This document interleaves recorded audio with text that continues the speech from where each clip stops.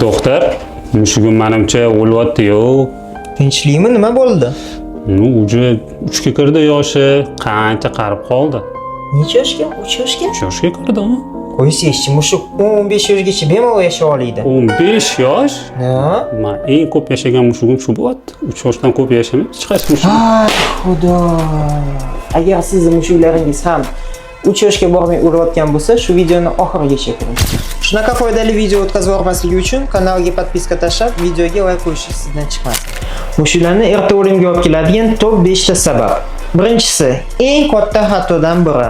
Bu vaqtida vaksina qilmaslik. 95% yosh mushukchalar 3 oyga bormasdan infeksion kasallikka chalinib o'ladi. Ikkinchi sabab, bu mushuklarni noto'g'ri oziqlantirish. Mushuklarga sut va kolbasa mahsulotlari berish aslo mumkin emas. Bu narsa ularni oshqozon buzilishiga olib keladi. Uchinchisi, bu gigiyena. Ko'pchilik shu narsaga ahamiyat bermasligi sababi mushuklarga infeksion kasallik yuqtirib, o'limga olib keladi. To'rtinchisi, bu kastratsiya va sterilizatsiya qilmaslik.